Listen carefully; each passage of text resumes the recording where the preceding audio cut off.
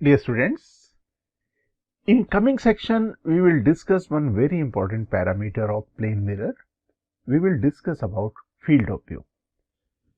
आप अगर किसी प्लेन मिरर के सामने खड़े हो और प्लेन मिरर के सामने एक ऑब्जेक्ट भी रखा हुआ है और उस ऑब्जेक्ट के इमेज को आप डिफरेंट पोजीशन से ऑब्जर्व करना चाह रहे हो, तो कितने एरिया से या कितने रीजन से आप उस ऑब्जेक्ट के इमेज को प्लेन मिरर के थ्रू देख सकते हो, तो उस रीजन को या उस एरिया को हम लोग कहेंगे फील्ड ऑफ व्यू। हम लोग कह सकते हैं field of view is the area visible from the perspective of observer through the mirror. कोई ऑब्जर्वर मिरर के थ्रू किसी ऑब्जेक्ट के इमेज को किस रीजन में या कितने एरिया में देख पाएगा, उसको हम लोग कह सकते हैं फील्ड ऑफ व्यू। इसको समझने के लिए हम लोग यहाँ पे एक लेते हैं प्लेन मिरर। प्लेन मिरर के सामने मैं एक ऑब्जेक्ट रख देता हूं। ये मैंने ऑब्जेक्ट रख दिया O1। अब O1 का इमेज हम लोग फॉर्म करते हैं प्लेन मिरर के थ्रू। हम लोग इमेज फॉर्मेशन के लिए लॉज ऑफ रिफ्लेक्शन भी यूज कर सकते हैं और कुछ हम लोगों ने जो कुछ गाइडलाइंस भी डिस्कस की हुई थी, लर्न की थी, उनको भी यूज कर सकते हैं। अगर हम लोग O1 से चलने वाली कुछ रेज को कंसीडर करें, सपोज एक्सट्रीम रेज कंसीडर करें जो M और M' से इंटरेक्ट कर रही हैं, तो नॉर्मल से जितने एंगल पे वो इंसिडेंट होंगी उतने एंगल पे रिफ्लेक्ट भी हो जाएंगी। तो मैं यहाँ पे इंसिडेंट करता हूँ रेस को, ये नॉर्मल मैंने ड्रॉ किया। अब नॉर्मल से जितने एंगल पे वो इंसिडेंट रेज एंगल बना रही होंगी उतने एंगल पे ये रिफ्लेक्ट भी हो जाएंगी। ये रिफ्लेक्ट हो गई, डाइवर्ज हो गई, और इन डाइवर्ज होने वाली रेज को अगर बैकवर्ड डायरेक्शन में हम लोग यहाँ पे मीट कराते हैं, एक्सटेंड कराते हैं, तो ये मीट होंगी I1 पोजीशन में। और हम लोगों को मालूम है कि जितनी डिस्टेंस ऑब्जेक्ट की प्लेन मिरर से होती है उतनी डिस्टेंस इमेज की भी प्लेन मिरर से होती है। तो अगर मैं यहाँ कोई लाइन ड्रॉ कर दूं, तो जितनी डिस्टेंस O1 से ये प्लेन मिरर की होगी, सेम डिस्टेंस I1 की भी प्लेन मिरर से होगी। तो ये मैंने यहाँ पे इमेज O1 का इमेज बना दिया। अब यहां से लेके यहां तक का कंप्लीट रीजन, ये वाला कंप्लीट रीजन, इस कंप्लीट रीजन में हम लोग O1 के इमेज को ऑब्जर्व कर सकते हैं और इसको हम लोग कहेंगे field of view of O1। Field of view of O1 का मतलब क्या हुआ कि O1 के इमेज को, दैट इज I1 को, अगर हम लोग इस रीजन में कहीं से भी देखेंगे तो हम लोग इसके इमेज को देख पाएंगे। दैट मीन्स कोई भी ऑब्जर्वर कहीं पे भी इस शेडेड रीजन में होगा तो इमेज ऑफ I1 वो ऑब्जर्व कर पाएगा। कोई ना कोई रेज होंगी जो मिरर के साथ इंसिडेंट होने के बाद ऑब्जर्वर तक पहुंच जाएंगी। ओके, अब एक और सिचुएशन लेता हूं। सपोज ये प्लेन मिरर है MM dash. Now object is not place in front of the mirror. Suppose मैं यहां कहीं रख देता हूं O2 ऑब्जेक्ट। ओके, अब इसके भी इमेज को हम लोग फॉर्म करते हैं।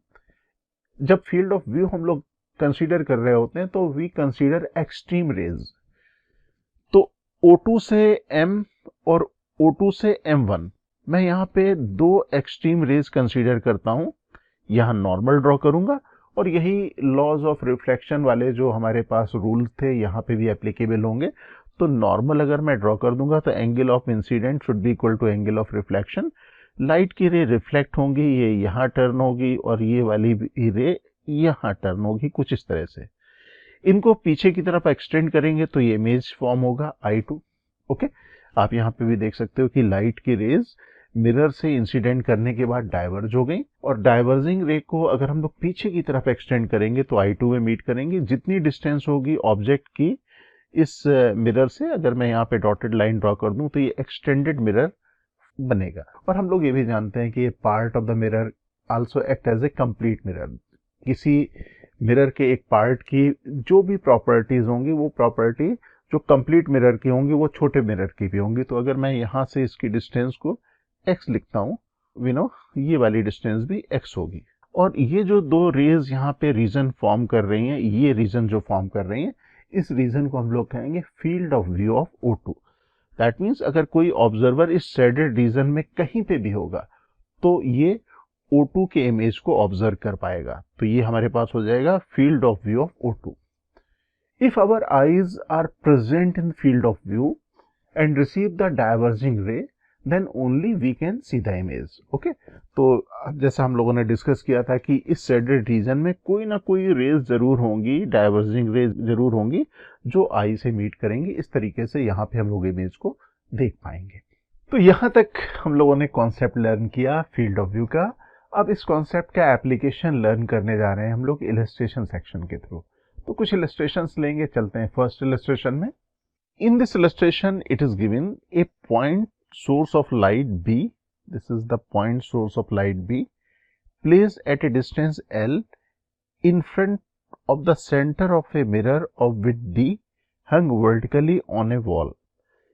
ये जो मिरर है इसके सामने, इसके सेंटर से L डिस्टेंस पे हमने एक ऑब्जेक्ट B पोजीशन पे रख दिया। जो लेंथ ऑफ द मिरर है D है और जो सोर्स रखा हुआ, ऑब्जेक्ट रखा हुआ मिरर से कैपिटल L डिस्टेंस पे रखा हुआ है। A man walks in front of the mirror along a line parallel to the mirror at a distance 2L from it as shown in the figure. अब ये जो डॉटेड लाइन आप देख रहे हो, इस लाइन के अलोंग, डॉटेड लाइन की डिस्टेंस प्लेन मिरर से है 2L। तो इस डॉटेड लाइन के अलोंग मैन चलना शुरू करता है। Find the greatest distance over which he can see the image of the light source from the mirror. अब ये जो लाइट सोर्स B पोजीशन पे रखा हुआ है, हम लोगों को मालूम करना है कि कितनी लेंथ तक ये मैन जो डॉटेड लाइन के लॉन्ग चल रहा है, तो कितनी लेंथ तक वो इमेज को देख पाएगा। इसका मतलब ये जो सिचुएशन है फील्ड ऑफ व्यू से रिलेटेड है। तो फील्ड ऑफ व्यू से अगर रिलेटेड है तो हम लोगों को रे डायग्राम ड्रॉ करना होगा, और रे डायग्राम में हम लोग को मालूम है कि जब कभी भी फील्ड ऑफ व्यू की बात होगी तो we should consider extreme rays. तो मैं यहाँ पे रे डायग्राम ड्रॉ करूंगा। ये मिरर है, सेंटर से कैपिटल L डिस्टेंस पे हमने इस ऑब्जेक्ट को रखा हुआ है और एक्सट्रीम रेज हम लोग यहाँ पे कंसीडर करेंगे। एक्सट्रीम रेज के लिए रेज B से M और N पोजीशन पे इंसिडेंट होगी। यहाँ पे अगर मैं नॉर्मल ड्रॉ करूं तो जो प्रॉपर्टी है रिफ्लेक्शन की, angle of incident should be equal to angle of reflection. तो जितने एंगल पे ये इंसिडेंट हुई है उतने एंगल पे रिफ्लेक्ट हो जाएंगी। तो अगर ये एंगल थीटा है तो ये भी थीटा होगा, यहाँ पे भी थीटा और थीटा होगा, क्योंकि ये ऑब्जेक्ट रखा हुआ है सेंटर पोजीशन में, सिमेट्रिकल पोजीशन पे रखा हुआ है। और अगर इन रेज को, जो डाइवर्जिंग रेज हैं, इनको अगर मैं मीट करा दूं बैकवर्ड डायरेक्शन में, तो ये यहाँ पे मीट करने वाली हैं। That means capital L distance behind the mirror, B dash position image की पोजीशन होगी। अब हम लोग आसानी से बतला सकते हैं कि what is the field of view. Field of view यहाँ से ये जो शेडेड रीजन आप देख रहे हो वो फील्ड ऑफ व्यू हो जाएगा। ऑब्जर्वर यहाँ इस रीजन में कहीं पे भी होगा तो इमेज को ऑब्जर्व कर पाएगा, लेकिन यहाँ पे हमें इस लाइन के अलोंग ऑब्जर्वर को मूव कराना है। इसकी डिस्टेंस प्लेन मिरर से 2L डिस्टेंस पे दी गई है। ओके, सपोज ये वाला पॉइंट P डैश और ये वाला पॉइंट मैं Q डैश ले लेता हूं। तो हम लोगों को P डैश Q डैश की लेंथ कैलकुलेट करनी है। अब यहाँ पे थोड़ी सी ज्योमेट्री हम लोग यूज करेंगे। We know this distance is L और यहाँ से यहाँ तक की डिस्टेंस है 2L। अगर आप यहाँ पे मिरर के पैरेलल B से जाने वाली एक लाइन ड्रॉ करो, ये लाइन ड्रॉ करो, तो हम लोग यहाँ पे कह सकते हैं कि ये अगर ये D है तो यहाँ से यहाँ तक की डिस्टेंस भी D होगी और यहाँ से यहाँ तक की डिस्टेंस भी D होगी। और ये जो डॉटेड लाइन कट करेगी एक्सट्रीम रेज में, suppose this point is P and this point is Q। Okay, ये एक्सट्रीम पॉइंट्स हैं जहां पे कट करेगी। और अब यहाँ पे भी मैं लिख देता हूँ इनकी कुछ नंबरिंग, इसको मैं CD लिख देता हूँ, ये C डैश और D डैश हो जाएगी। और यहाँ पे हम लोग कह सकते हैं कि यहाँ से यहाँ तक की जो डिस्टेंस है, no doubt it is small d। और अगर हमें ये वाली लेंथ और ये वाली लेंथ इक्वल होगी, ये अगर मालूम हो जाए तो हम लोगों को मालूम हो जाएगी कि what is the length of the line, कितनी लेंथ यहाँ पे मैन चलेगा इसके इमेज को देखने के लिए। तो ये एंगल थीटा है, ये एंगल थीटा है, दैट मीन्स यहाँ पे हम लोग कह सकते हैं कि this distance and this distance should be equal. Similarly ये डिस्टेंस और ये डिस्टेंस इक्वल होगी, और ये डिस्टेंस है L और ये टोटल डिस्टेंस है 2L, that means C to C dash should be equal to L। तो यहाँ पे मैं इसको d/2 लिख देता हूँ, क्योंकि ये हमारे पास सेंटर पोजीशन पे रखा हुआ था, सिमेट्री थी, तो d/2। और ये एंगल सेम है तो ये भी d/2 हो जाएगा। और ये लेंथ है L जैसा डिस्कस किया था, तो ये लेंथ भी हमारे पास हो जाएगी L। अब ये जो ट्रायंगल फॉर्म हो रहे हैं, ऊपर आप यहाँ पे देख सकते हो, ये ट्रायंगल ये है यहाँ तक का, और एक ये बड़ा ट्रायंगल है जिसका एंगल, जो एंगल थीटा है वो कॉमन है।